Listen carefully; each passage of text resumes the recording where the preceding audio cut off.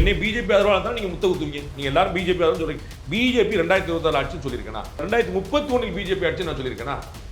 நான் கணக்கே 36க்கு முன்னாடி பிஜேபி ஆட்சியில் நினைச்சிட்டு இருக்கேன். அப்போ நீங்கள் 2026 எப்படி ஆட்சி புரிவீங்க? யாரு? தாவேக்கா.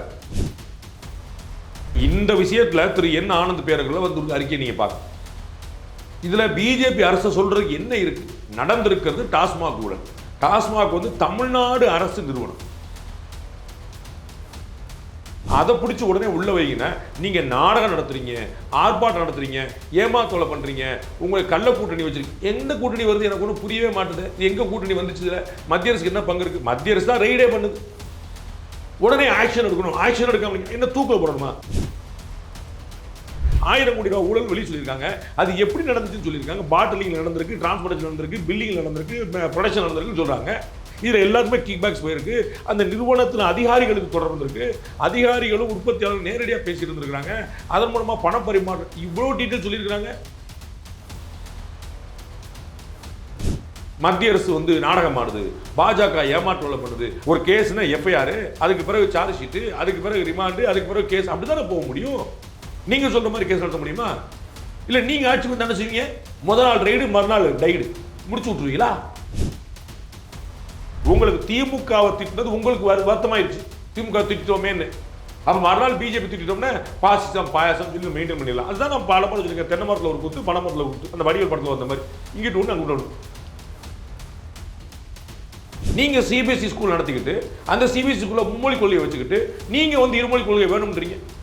தமிழ்நாட்டில் பாதி ஸ்டூடெண்ட் வந்து மும்மொழி கொள்கையில் படிக்கிறான். தமிழ்நாட்டில் பாதி பேர் மும்மொழி கொள்கையில் படிக்கிறான். அப்போ அவெல்லாம் துரோகியா? தமிழின விரோதியா? உங்க ஸ்கூல்ல நீங்க தமிழ் வச்சிருக்கீங்களா? உங்களுக்கு திமுக திட்ட கூச்சமா இருந்தா திட்டாதீங்க. அண்ணன் கமலஹாசன் மாதிரி போய் சேர்ந்துருங்க. அடுத்த தேர்தல் வரைக்கும் இது காத்திருக்கீங்க. அவர் ஆர்ப்பாட்டம் பண்றாரு, போராட்டம் பண்றாரு, நடுரோட்டில் நிற்கிறாரு, காவல்துறை அவ்வளோ மல்லுக்கு நிற்கிறாரு. நீங்க நாடகம் ஆடுறாங்கன்றீங்க. ஒரு எதிர்கட்சியாக தானே செய்யணும். நீங்க பிட் நோட்டீஸ் கொடுத்த போது 4 பேருக்கு எது பண்ணா அது வந்து உங்களுக்கு திமுகவுடைய நாடகம் மாத்திரம் இல்லையா? உங்க நாடகம் மாத்திரம் இல்லையா? நான் அப்படி கொடுக்குற மாதிரி கொடுக்குறேன் அப்படி சொன்னா எனக்கு ஒன்றும் புரியலையே.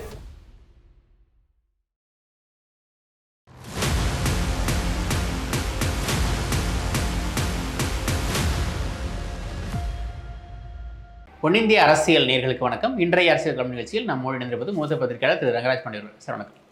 டாஸ்மாகில் ரெய்டு நடத்தி 1000 கோடி ரூபா அளவுக்கு முறைகேட்டு நடந்திருக்குன்னு அமலாக்கத்துறை வந்து ரிப்போர்ட் கொடுத்திருந்தாங்க.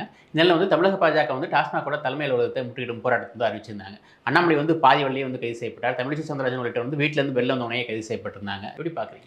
அது காவல்துறை இன்னும் பெட்டராக கையாண்டிருக்கலாம்னு நினைக்கிறேன். அவர்களுக்கு வந்து முற்றுகை போராட்டத்துக்கு அனுமதி கொடுக்க முடியாது. அதில் எந்த சந்தேகம் இல்லை. நாளைக்கு பாஜகவே ஆட்சியில் இருந்தாலும் கொடுக்காது.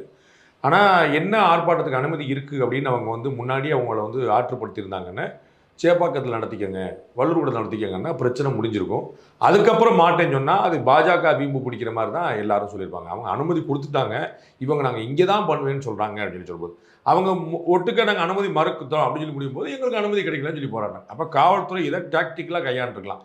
அன்னைக்கு வந்து ஒரு ஆர்ப்பாட்டம் பண்ணி ஒரு தெருமுனையில் பிரச்சாரம் பண்ணி 4 பேர் பேசி அதில் அண்ணாமலை பேட்டி மட்டும் தான் போட்டிருப்பீங்க, மற்றது நீங்கள் போட்டிருக்க மாட்டீங்க, அது அப்படியே காணாமல் போயிருக்கக்கூடிய ஒரு செய்தியை நாள் முழுக்க வந்து அவங்கள வந்து கைது பண்ணி அவங்கள வந்து முடக்கி அவங்கள வந்து பேச விட்டு அதுக்கப்புறம் வந்து அவர்களை விடுதலை பண்ணுறதா என்ன பண்ணுறதுன்னு தெரியாமல் அவங்கள வந்து எந்த மண்டபத்தில் அடைக்கிறதுன்னு தெரியாமல் அப்படியே சுற்றி போய் ராத்திரி 7 மணி வரைக்கும் நம்ம வந்து ரிமாண்ட் பண்ணுறதா இல்லையான்னு தெரியாமல் அப்படி முடிச்சுட்டே போனதுனால அந்த செய்தி நாள் முழுக்க தாங்கிருச்சு.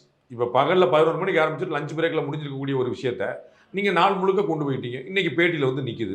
அது வந்து காவல்துறை இன்னும் பெட்டராக கையாண்டலாம்னு நினைக்கிறேன். ஒரு 5 மணி நேரம் கூட அமைதியாக இருக்க மாட்டாரா? 3 ஃப்ளைட்டு போயிடுச்சுன்றாரு. ஒரு நாட்டுக்காக போகிறாரு, ஒரு 5 மணி நேரம் கூட அமைதியாக இருக்க மாட்டாரான்னு சேகர்பாபு விமர்சிக்கிறார். ரிமாண்ட் பண்ணிடுங்க, 15 நாள் அமைதியாக இருக்க போகிறாரு, எவ்வளோதானே. நீங்கள் என்ன பண்ணுறீங்க? உங்களுக்கு வந்து அங்கே கஸ்டடியில் வச்சுருக்க என்ன கணக்கு இருக்குது? நீங்கள் ஒன்று அவங்க மேலே கேஸை போட்டு ரிமாண்ட் பண்ணுங்கள், இல்லைன்னா போக்குடாசான்னு சொல்லி வீட்டுக்கு அனுப்பிடுங்க, அவ்வளோதானே. இதில் 5 மணி நேரம் அமைதியாக இருக்க மாட்டாரான்னு யார் அமைதியாக இருப்பாங்க? யார் அமைதியாக இருப்பாங்க? 3 ஃப்ளைட்டில் 30 ஃப்ளைட் போட்டு யார் அமைதியாக இருப்பாங்க? நீங்கள் ஒன்று அவங்கள செக்யூர் பண்ணிடுங்க, ஒன்றும் கேள்வியே கிடையாது. இல்லை அவங்களை ரிலீஸ் பண்ணிடுங்க. அதனால் நடுவில் கல்யாண மண்டபத்தில் வச்சுக்கிட்டு அங்கே பாத்ரூம் இல்லை, லேடிஸ் மயங்கி விழுறாங்க, தண்ணி இல்லை, கல்யாண மண்டபத்துக்கார ஓடி போயிட்டான், பள்ளிக்கூட வேலை தூக்கிட்டு வர்றீங்க. அப்போ நீங்கள் என்ன பண்ணீங்க? நான் கேட்குறேன், பள்ளிக்கூட வேலை ஒருத்தர் கைது பண்ணுறீங்களே, என்ன கணக்கு? உங்கள் காவல்துறை வாகனம் என்னாச்சு? தமிழ்நாட்டில் வந்து 5 கோடி பிஜேபிக்காரங்க இருக்கிறாங்களா உங்களுக்கு அவ்வளோ வண்டி இல்லைன்னு சொல்கிறதுக்கு? இல்லை தமிழ்நாடு முழுக்க போராட்டம் இருந்துச்சா? இன்னைக்கு போராட்டம் அறிவித்தது வந்து சென்னையில் மட்டும்தானே. சென்னை காவல்துறைட்ட அவ்வளோ வண்டி இல்லையா? பள்ளிக்கூடத்து வாகனத்துக்கு என்ன சொல்லி எடுப்பீங்க? நேற்று வந்து இதில் வந்து அரசியல் கைதிகள் வந்து அந்த வேனில் ஏறுறாங்க, நாளைக்கு பள்ளிக்கூட பிள்ளைகள் அந்த பஸ்ஸில் ஏறணுமா? அப்போ உங்களுக்கு வேற வண்டி கிடைக்கலையா? நாய் வண்டியில் எங்களை ஏற்றுறதா அப்படின்னு ஹெச்ராஜா. அந்த வண்டியாக இருந்துச்சுன்னா அப்புறம் அந்த வண்டிக்கு என்ன கணக்கு? அது அந்த வண்டியான்னு எனக்கு தெரியாது. நான் பள்ளிக்கூட வண்டியை பார்த்தேன். அது ஒரு ஒரு ஒரு வாகனம் மோசமாக இருந்துச்சுன்னா அது காவல்துறை வாகனமாக கூட இருக்கலாம், பராமரிப்பு இல்லாமல். அது நாய் வண்டியாக இருக்கணுங்கிற அவசியம் இல்லை. நான் அது நாய் வண்டியான்னு சொல்லுவேன். நாய் ஏற்றிட்டு போகிற மாதிரி வண்டி கூட நினச்சிருக்கலாம். அவங்க வந்து அது பராமரிப்பு இல்லைங்கிறனால அப்படி சொல்லிக்கலாம். நான் என்ன தெரியாது, நான் பள்ளிக்கூட வாகனத்துக்கே போய் நிற்கிறேன். அப்போ ஒரு முடிவுக்கு வந்தீங்களா? எங்கே போய் எந்த மண்டலத்தில் சேர்ந்து எவ்வளோ நாராயண திருப்பி கூப்பிட்றாரு, எங்களை வண்டியில் வச்சு அடைச்சிக்கிட்டே இருந்தாங்க, எங்கே போகிறேன்னே தெரியல. அப்போ இதெல்லாம் முன்னாடி உள்ளது தானே, யார் யாரை செக்யூர் பண்ணணும் முன்னாடியே பிளான் பண்ணது தானே. இவர் பண்ணுறாரு, இன்டெலிஜென்ஸ் இருக்குல்ல, இவர் பண்ணுறாரு, இவர் அங்கேயே மடிச்சிரு, இவர் வீட்லேயே மடிச்சிரு, இவர் வெளியே மடிச்சிரு, இவர் மண்டபத்துக்கு கூட்டு போ, இவருக்கு அங்கே இது இவ்வளோ சாதாரண திட்டமிடல் தானே. 2 மணி நேரமாக வண்டியிலே சுற்றிட்டு இருக்கோம், எங்கே போகிறேன்னே தெரியலன்னு பொன்னார் வந்து உட்காந்துருக்காரு, எங்கே போகிறாங்கன்னே தெரியல. என்ன கணக்குது? இல்லை நீங்கள் ரிமாண்ட் பண்ணிடுங்க, யாருமே கேட்க மாட்டாங்களா? 5 மணி நேரம் சார், நாளைக்கு தடையை மீறி போராட்டம் பண்ணா ரிமாண்ட் தெளிவுபடுத்திடுங்க. அது யாரும் வரமாட்டாங்க, வந்தால் அவங்க தயாராக வருவாங்க. அப்போ நீங்கள் என்ன பண்ணுற முடிவு எடுக்காமல் அப்புறம் அவர் 5 மணி நேரம் பொறுமையாக இருக்க மாட்டாரான்னு எனக்கு புரியலையே. முடிஞ்சால் முதலமைச்சர் வீட்டை நோக்கி வர சொல்லுங்க அண்ணாமலையை. அண்ணாமலை வந்து தமிழ்நாட்டின் சாபக்கேடு அப்படின்னு. இதெல்லாம் பொலிட்டிக்கல் ஸ்டேட்மெண்ட். அதே தான் அவரும் சொல்லுவார். அவர்கிட்ட கேட்டிங்கன்னா இன்னும் பெட்டராக சேகர்பாபோட ரொம்ப சூப்பராக சொல்லுவார் திரு அண்ணாமலை. இன்னும் அவங்க கட்சியில் இன்னும் 15 பேர் இருக்கிறாங்க இதே மாதிரி பேசுறதுக்குன்னு. அதெல்லாம் வந்து அது பொலிட்டிக்கல் ஸ்டேட்மெண்ட்ஸ்லாம். அண்ணாமலை ரகுபதியை கிரிமினலுங்கிறாரு, சட்டத்துறை அமைச்சர் கிரிமினலுங்கிறாரு, A1 குற்றவாளியே முதலமைச்சர் தான் அப்படின்றாரு. அது பொலிட்டிக்கல் ஸ்டேட்மெண்ட். நான் உங்கள்கிட்ட சொன்னேன், இதே மாதிரி கொஞ்சம் கூட குறைவு இல்லாமல் ஆட்டுக்குட்டின்னு சொன்னவங்க, கத்துக்குட்டின்னு சொன்னவங்க, ஆடை வெட்டுற மாதிரி வந்து படத்தை வச்சு நடித்து ஆட்டை வந்து நடு ரோட்டில் வெட்டவங்க, அவங்களாம் என்ன சொல்ல போகிறீங்க? மாண்புமிகு பிரதமரையும் மற்றவங்களாம் என்னெல்லாம் சொல்லியிருக்காங்க நான் 100 முறை சொல்லியிருக்கேன். ஸோ இவர்கள் வந்து அவன்கிட்ட வந்து உங்களுக்கு தார்மீகம் இருக்கான்னு பேசுறதுக்குலாம் அது வந்து வாய்ப்பே இல்லை. அவங்க அரசியலாக பேசுகிறாங்க, அது எக்கேடு கெட்டு போது எனக்கு இது பண்ணல. அது அவரை பேசினாலும் சரி, இவர் பேசினாலும் சரி. அந்த இடத்துல நான் வந்து திரு அண்ணாமலை பேசின அரசியல் சரி, திரு சேகர்பாபு பேசின அரசியல் தப்புன்னு சொல்கிறது நான் இல்லை. யார் பேசினாலும் தனிப்பட்ட தாக்குதல் எனக்கு ஏற்க முடியாது. திரு விஜய் அவர்களை பின்னாடி வந்து இவரே குறிப்பிட்டார், அது வந்து நடிகையோட இடுப்பக்கில் வர்ற மாதிரி, அதெல்லாம் நான் உடன்படணும், எனக்கு அது உடம்பு. அப்போ அண்ணாமலை சொன்னார்னா ஆமாம் கரெக்டு தாங்க, விஜய் வந்து இடுப்பக்கில் தப்புங்கன்னு சொல்கிறாள் நாங்கள். அவர் நடிக்கிறார், சினிமாவில் உட்காந்து அவருடைய பொழப்பை அவர் பார்த்துருக்காரு, அதில் ஒன்றும் பிரச்சனை இல்லை. நீங்கள் காவல்துறை இருந்தீங்க, உங்கள் பொழப்பை நீங்கள் பார்த்தீங்க. ஒரு செருப்பு தைக்கிற தன்னுடைய பொழப்பை பார்த்தார். அது ஒரு டீ கடைக்காரர் அவருடைய பொழப்பை பார்க்குறார். அவர் ஒரு பொழப்பை பார்த்தா நீங்கள் என்ன சொல்லுவீங்க? அதில் எப்படி நீங்கள் வெளியே போக முடியும்? அதனால் இருக்கல. தனிப்பட்ட விமர்சனங்கள், தரக்குறைவான விமர்சனங்கள் யார் பண்ணாலும் அதை நான் உடன்படலாம். அது வந்து நாங்கள் பேசவே தயாராது. அது வந்து ரகுபதி பேசினா சரி, சேகர்பாபு பேசினா சரி, அண்ணாமலை பேசினா இந்த இடத்துல நான் யார் பேசினாலும் நான் ஏற்கல, எனக்கு அது உடன்பாடு கிடையாது. திமுகவோட பி டீம் விஜய்ன்றார். ஒவ்வொரு கட்சியும் வந்து இன்னொரு கட்சியை பி டீம்னு மாறி மாறி சொல்லிக்கிட்டே இருக்காங்க. இந்த பி டீமா சி டீமாங்கிறது எனக்கு தெரியாது. ஆனால் எனக்கு ஒன்று நல்லா தெரியும், திரு விஜய் அவர்களுடைய வருகையும் அவர் தனித்து போட்டியிட்டாலோ அது நிச்சயமாக திமுகவுக்கு தான் சாதகம் பண்ண போகுது. அதை நான் டேவிலேருந்து திரு அண்ணாமலை நேற்று பேட்டி கொடுத்தப்ப நான் சொல்ல, திரு விஜய் அவர்கள் கட்சி ஆரம்பிச்சதுலேருந்து என்னுடைய நிலைப்பாடு என்னவா இருக்குன்னு நீங்கள் பாருங்க. ரொம்ப தெளிவாக விஜய் அவரோட வருகை தனித்து போட்டி என்றால் அது திமுகவுக்கு சாதகம் செய்து தவிர அவர் எந்த பலனையும் கொடுக்காது. இல்லை, அவர் மற்றவங்களை வாங்கன்னு தானே கூப்பிடுறாரு. ஆட்சி அதிகாரத்தில் பங்கு தர்றேன் வாங்கன்னு ஆட்சி அமைக்கிறது தானே கூப்பிடுறாரு. ஆட்சி அமைச்சா தானே வருவாங்க. திரு டாக்டர் கிருஷ்ணசாமி சொல்றாரு, என்னை நம்பி வாங்க எல்லாருக்கும் நான் அமைச்சரில் பங்கு கொடுக்குறேன். யார் யாரெல்லாம் போவா சொல்லுங்க சொல்லுங்க. இல்லை, யாரும் போக மாட்டாங்க, அவ்வளோதான். அப்போ நான் அது வந்து சொல்றாரு, அது வந்து திரு திருமாவளவன் அன்னைக்கே விளக்கம் சொல்லிட்டார். ஆட்சியில் பங்கு என்பதை அதிமுக பேசுவது வேறு, தவக பேசுவது வேறு. நீங்க வந்து உங்களை எவ்வளவு உயரத்தில் வச்சுப்பீங்க ஒரு கணக்கில். நீங்க வளர்ற கட்சி நல்லா வருவீங்க, நான் வந்து உங்களை ஒண்ணுமெல்லாம் போயிடுவாங்க, டெபாசிட்லாம் போயிடுவாங்க நான் சொல்ல புரியுங்களா. ஆனால் எங்கே போவீங்கிற ஒரு கணக்கு இருக்குல்ல, எவ்வளோ உயரம் தொட முடியுங்கிற ஒரு கணக்கு இருக்குல்ல. எந்த ஒருத்தர் நான் வந்து பிஜேபி ஆட்சி வரும்னு சொல்லியிருக்கேன் ஒரு தெரியாது. 2026 பிஜேபி ஆட்சி நான் இது வரைக்கும் ஒரு தடவை சொல்லியிருக்கேன். அதிமுக துணையின்றி யாரும் ஆட்சிக்கு வர முடியாது. திமுக நான் கேட்குறேன், பிஜேபி என்னை பிஜேபி ஆதரவாளர் தான் நீங்கள் முத்த குத்துவீங்க. நீங்கள் எல்லாரும் பிஜேபி ஆதரவு சொல்றீங்க. பிஜேபி 2026 ஆட்சின்னு சொல்லியிருக்கேனா? 2031 பிஜேபி ஆட்சி நான் சொல்லியிருக்கேனா? நான் கணக்கே 36க்கு முன்னாடி பிஜேபி ஆட்சியில் நினச்சிட்டு இருக்கேன். அப்போ நீங்கள் 2026 எப்படி ஆட்சி புரிவீங்க? யாரு? தாவேக்கா. அப்புறம் எப்படி நீங்கள் பங்கு கொடுக்குன்னு சொல்லி சொல்லுவீங்க? அதான் என்னையே விட்டுருங்க. உங்க கூடவே நலவிரும்பியான அண்ணன் திருமாவளவன் சொல்லிட்டாரு, அதிமுக சொன்னா வேற, நீங்க சொன்னா வேற அப்படின்னு. அதிமுக ஆட்சிக்கு வர வாய்ப்பு இருக்கு, நீங்க எங்க வர வாய்ப்பு இருக்கு? அப்ப ஆட்சியில பங்கு கொடுக்குறாருன்னு சொல்லிட்டாருன்னா டாக்டர் கிருஷ்ணசாமி சொல்லுவாரு, அண்ணன் சீமான் சொல்லுவாரு, யார் போவீங்க? திமுக எதிர்ப்போட்டுகளை விஜய் வாங்கிட்டு திமுக சாதகமா முடிஞ்சிடும் அப்படின்றீங்களா? அதான் நான் சொல்றேன், திமுகவுடைய எதிர்ப்பு வாக்குகள் சிதறும். இன்னைக்கு திமுக கூட்டணி ஒருங்கிணைஞ்சிருக்கு, திமுக கூட்டணி வலுவா இருக்கு. 2019, 21, 24 3 தேர்தல் ஒருங்கிணைஞ்சிருக்கு. அது வந்து உத்தரவாதமான வெற்றி, ஸ்ட்ரைக்கிங் ரேட் காட்டிட்டாங்க. அப்படி ஓரமாச்சு. எதிர அதிமுக பாஜக ஒன்னா இருந்துச்சு, பிளந்துருச்சு. இப்ப அதிமுக பாஜக நாம் தமிழர் விஜய் 4 முனை இருக்கு இன்னைக்கு தேதிக்கு. அப்ப திமுக வேணும்னு ஒரு குரூப், திமுக வேண்டாம்னு 4 தனி குரூப். யாருக்கு வெற்றி வாய்ப்பு இருக்குன்னு ஒரு 2+2 தெரியும்ல. இது இவ்வளவு எளிமையான கணக்கு தானே. இதுக்கு என்ன பெரிய ஒரு இதுக்கு வந்து ஒரு பிரசாந்த் கிஷோர் வரணுமா உங்களுக்கு? இது 2+2 4 சொல்றதுக்கு உங்களுக்கு அவ்வளோ பெரிய வித்த வேணுமா என்ன? அப்போ வந்து இன்னொருத்தர் வந்து நானும் திமுக ஒழிப்பேன் கிளம்புனா இப்போ என்ன கணக்கு? கடைசி வரைக்கும் யாருமே விஜய் நோக்கி போக போறதில்லை அப்படின்றீங்க. அப்படிலாம் நான் சொல்லவே இல்லை. அது 2025 டிசம்பர் 2026 ஜனவரியில் தான் முடிவாகும் சொல்லியிருக்கேன். இல்லை இப்போ கூட திருமாவளவன் சொல்றாரு, கூடுதலான சீட்டுகளை வேணா கேட்டு பெறும் ஒழிஞ்சு ஒருபோதும் திமுக கூட்டணி விட்டு போக மாட்டோம் அப்படின்ட்டு. ரங்கராஜ் பாண்டே சொன்னது சரியா இருந்துச்சுன்னு இனிமேலாவது நீங்க நம்புங்க. உங்களுக்கு ஞாபகம் இருக்கா மது ஒழிப்பு போராட்டம் அவர் நடத்துற போது நான் என்ன சொன்னேன்னு? மது ஒழிப்பு போராட்டமே அவருடைய வேல்யூ ஏற்றுவதற்கான ஒரு முயற்சி. மது ஒழிப்பு போராட்டம் என்பது திமுக எதிர்ப்பு போராட்டம் அல்ல. அவர் திமுகவே உள்ள சேர்ப்பார். அவர் அதிமுகவே அழைப்பு கொடுக்குறேன்னு நீங்களும் அவங்க பாஞ்சு போயிட்டு அத்தடி ஓடி போயிட்டு சொன்னீங்க. இன்னைக்கு நான் சொன்ன வார்த்தையை அப்படியே சொல்லியிருக்காரு. சீட்டு வேணா கூட வாங்க வந்து வெளியே போக மாட்டோம். இதுதான் நான் சொல்லிட்டு இருந்தேன். திமுகவே சேர்த்துட்டார் அந்த மேடையில். மது ஒழிப்பு மாநாடை மதுக்கடைகளை நடத்துகிற மது ஆலைகளை நடத்துகிற திமுக கூட்டுக்கு அரசு பண்றார். திமுகவுடைய பிரமுகர்கள் இருக்காங்களா இல்லையா? அதில் திமுக பிரமுகருடைய குடும்பங்கள் பண்ணிட்டு இருக்கா இல்லையா? அவங்கள வச்சு நடத்திட்டீங்க. அப்புறம் என்ன மது ஒழிப்பு மாநாடு? அதை தான் நான் சொன்னேன். மது ஒழிப்பு மாநாடு அறிவிச்சு நீங்க அப்புறம் வந்து சொல்ல மது ஒழிப்பு மாநாடு அறிவிச்சோடனே ஊடகங்கள் பூரா துடிச்சாங்க. ஓஹோ திமுக கூட்டணி திரும்ப வெளியே வர போறாரு. அதெல்லாம் ஒண்ணுமில்ல, அண்ணன் ஒரு சீட்டை கூட்டுறதுக்கு வேலை பண்ணிட்டு இருக்காருன்னு சொன்னேன். அதை இன்னைக்கு அண்ணன் சொல்லிட்டாரு.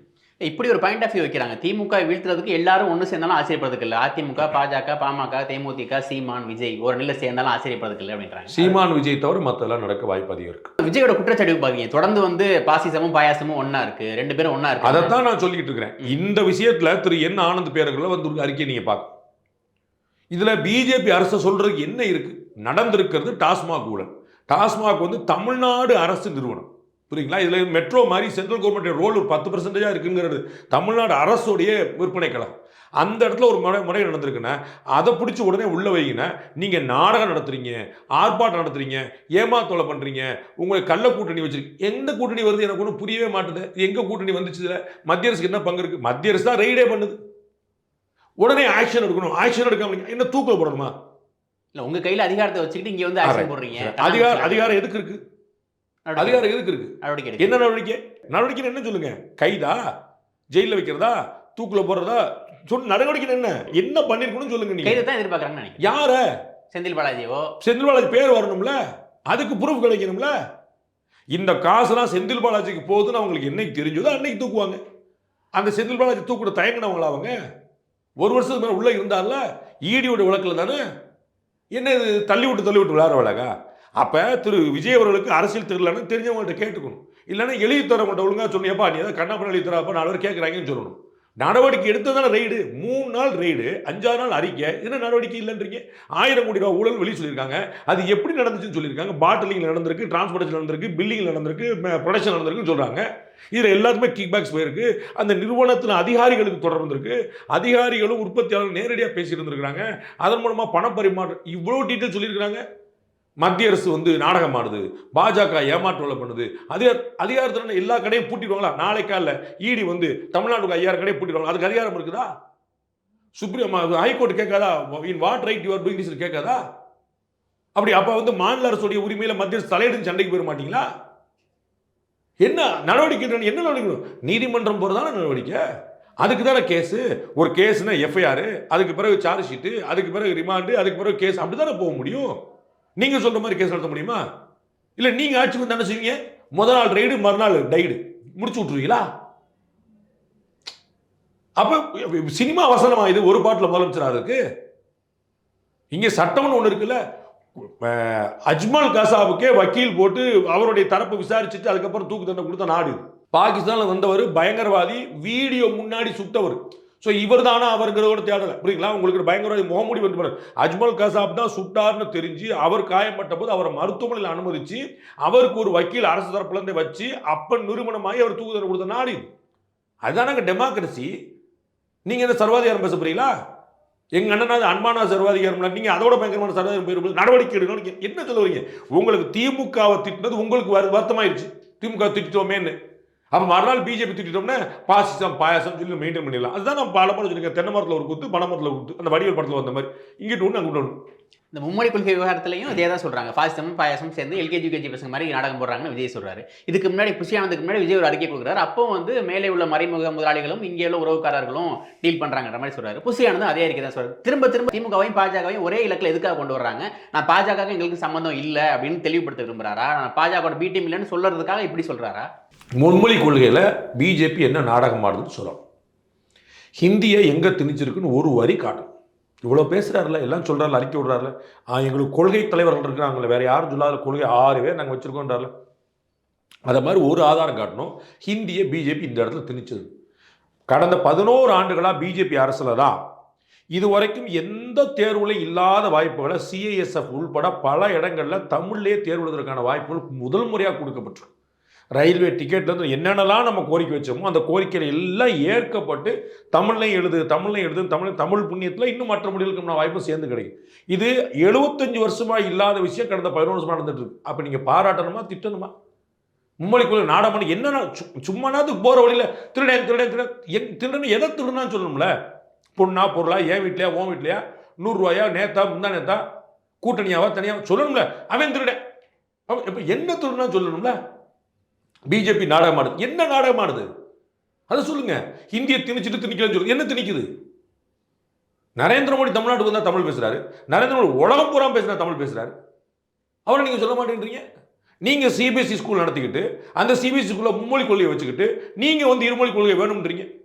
தமிழ்நாட்டில் பாதி ஸ்டூடெண்ட் வந்து மும்மொழி கொள்கையில படிக்கிறான். தமிழ்நாட்டில் பாதி பேர் மும்மொழி கொள்கையில் படிக்கிறான். அப்ப அவெல்லாம் துரோகியா, தமிழின விரோதியா? உங்க ஸ்கூல்ல நீங்க தமிழ் வச்சிருக்கீங்களா? நீங்க நடத்துற ஸ்கூல்ல நீங்க தமிழ் கிடையாது, அது ஹிந்தி இருக்கும். மற்றவன் படிக்கிற ஸ்கூல்ல வந்து தமிழ் இருக்கணும், ஹிந்தி இருக்க கூடாது. நாடகம் யார் போடுறா? ஆனால் திருமாவளவன் பள்ளிக்கூடத்தில் என்ன இருக்குது? நாடகம் யார் போடுறா? என்னங்க நீங்க பூரா வேற சொல்லிக்கிட்டு வேற செஞ்சுக்கிட்டு இருக்கீங்க. ஒன்றும் புரியல.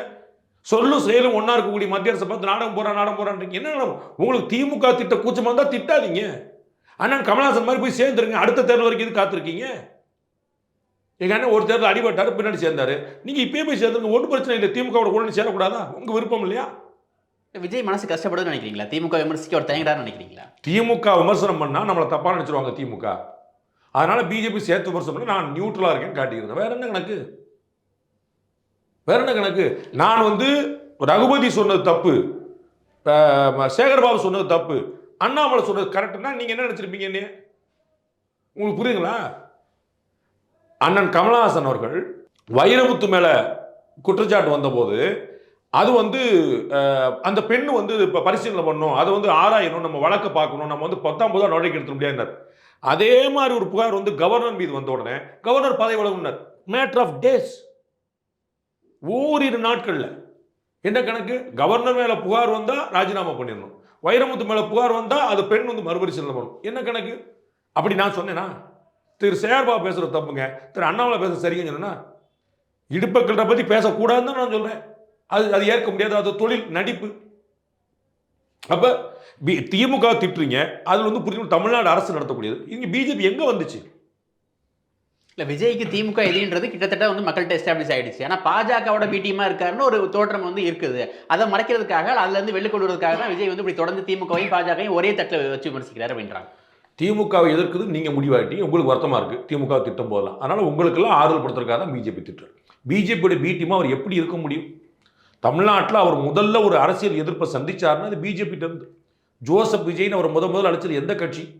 எந்த கட்சி தலைவர்? இல்ல அப்போ விமர்சிச்சாங்க.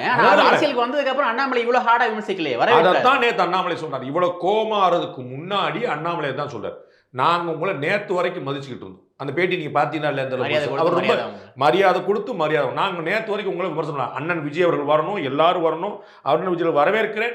அவர் ஒரு வார்த்தை திரு விஜய் பத்தி மாத்தி பேசுற ஒரு வார்த்தை. நீங்க எப்ப பிஜேபி நாடகம் ஆடுன்னு சொன்னீங்களோ வந்து பாருன்னு நிக்கிறார். இது எப்படி பி டீம் வந்துச்சு? நாடகம் என்ன ஆடிச்சு சொல்லணுமா இல்லையா? நீங்க வந்து நீங்க டாஸ்மாக் நிறுவனத்தில் மத்திய அரசுக்கு பங்கு இருக்குது, சரிங்களா? செந்தில் பாலாஜி கூட திரு அண்ணாமலைக்கு தொடர்பு இருக்குது. நீங்க ஏதாவது ஒன்று எஸ்டாப்ளிஷ் பண்ணிட்டு நீங்க நாடகம் ஆடுன்னு சொல்லுங்க. அவர் ஆர்ப்பாட்டம் பண்றாரு, போராட்டம் பண்றாரு, நடுவில் நிற்கிறாரு, காவல்துறை அவ்வளோ மல்லுக்கு நிற்கிறாரு, நீங்க நாடகம் ஆடுறாங்கன்றீங்க. ஒரு எதிர்கட்சியாக தானே செய்யணும். நீங்க பிட் நோட்டீஸ் கொடுத்த போது 4 பேருக்கு எது பண்ணா அது வந்து உங்களுக்கு திமுகவுடைய நாடகம் மாத்திரம் இல்லையா, உங்க நாடகம் மாத்திரம் இல்லையா? நான் அப்படி கொடுக்குற மாதிரி கொடுக்குறேன் அப்படின்னு சொன்னா என்ன ஒன்றும் புரியலையே. கைது பண்ணி மண்டபத்தில் வைக்கப்பட்டவங்க நாடகம் ஆடுறவங்களா? ராத்திரி 7:30 மணி வரைக்கும் எங்க இருக்கும் தெரியாம இருக்கிறவங்க நாடகம் ஆடுறவங்களா? எதிர்க்கட்சி செய்ய வேண்டிய வேலை, ஒரு எதிர்க்கட்சியா நீங்க செய்யாம விட்ட வேலை.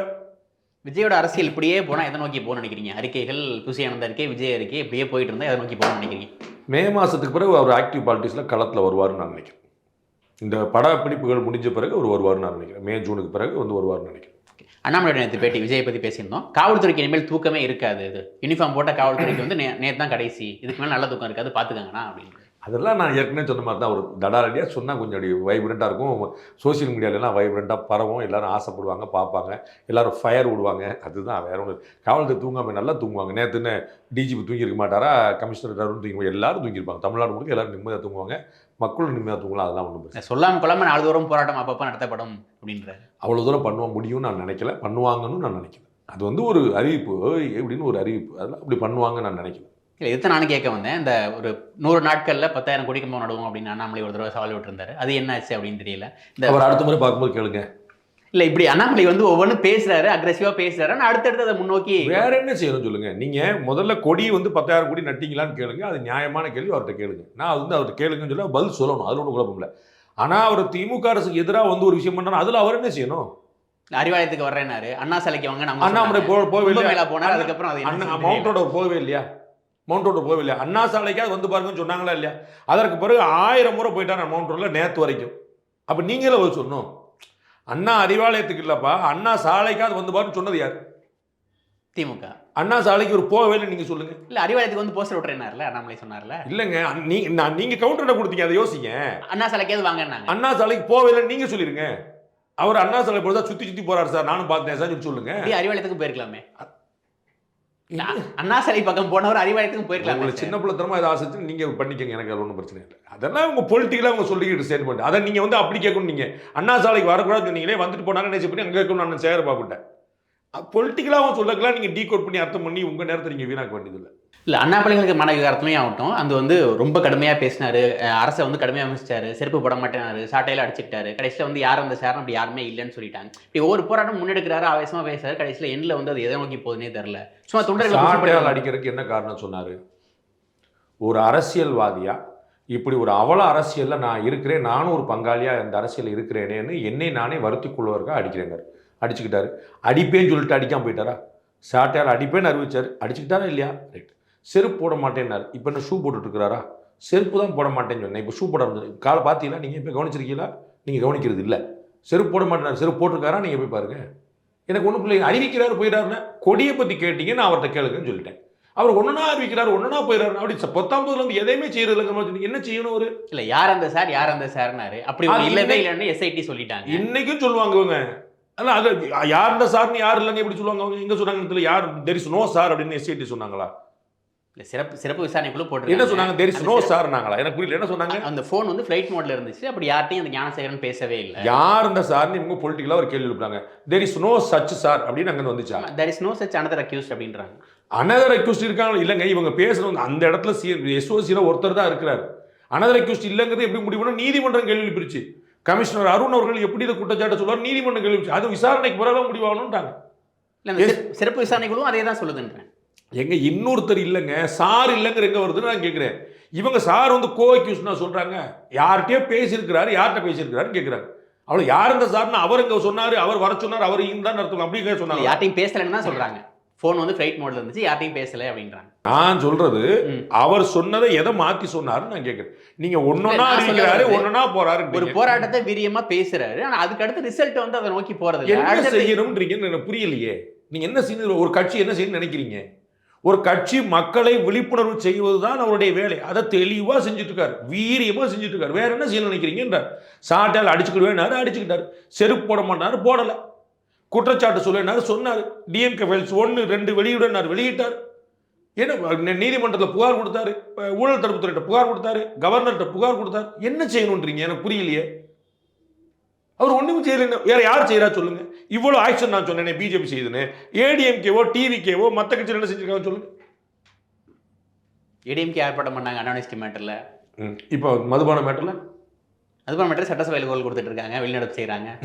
அப்புறம் இல்லை, எதிர்கட்சியா எதை நீங்க பேட்டி கேட்டு வந்தீங்க? எதுல பத்தி விவாதம் ஓடுது? பாஜக. ஏன் அப்போ மக்கள்கிட்ட கொண்டு போய் சேர்க்கறது தானே ஒரு எதிர்க்கட்சியோட முதல் வேலை. அது பாஜக செஞ்சிருச்சுல, ஆர்ப்பாட்டம் போராட்டம் நடிகை இடுப்பக்கில் என்னத்தையோ ஒன்று சொல்லி அது வந்து மக்கள்கிட்ட விழிப்புணர்வு கொண்டு வந்துருச்சுல்ல. நீங்கள் என்ன பண்ணீங்க? அதிமுக தானே பிரதான எதிர்க்கட்சி, அதை கொண்டு வர வேண்டாமான்னு நான் கேட்குறேன். மற்ற எதிர்க்கட்சி அண்ணாமலை என்ன செஞ்சார் என்ன செய்யறாங்க, மற்றவங்க என்ன செய்யறாங்க, அப்போ மற்றவங்க என்ன செய்யறாங்க யோசிச்சா தானே ஒரு பயங்கரமாக செய்யறாருன்னு தெரியும். ஒரு ஸ்டூடெண்ட் 40 மார்க் வாங்கியிருக்கலாம் சார், கம்மியான மார்க்காக இருக்கலாம். அந்த ஸ்கூல் ஆவரேஜே 20ங்கும் போது அந்த 40 தானே பெரிய நம்பரு. அதையே புரிஞ்சுக்க மாட்டேன்றீங்க. யாருமே செய்ய மாட்டாங்க. பிஜேபி அவ்வளோ செய்யுது. என்ன செஞ்சது, என்ன செய்யணும் புரியவில்லை. என்ன செய்யணும்னு நினைக்கிறீங்க? இந்த டாஸ்மாக் விவகாரத்தில் பாஜக அளவுக்கு அதிமுக திறம்பட செயல்படலை அப்படின்னு எந்த கட்சியும். நன்றி சார், உங்களை பயன்படுத்துக்கு மிக்க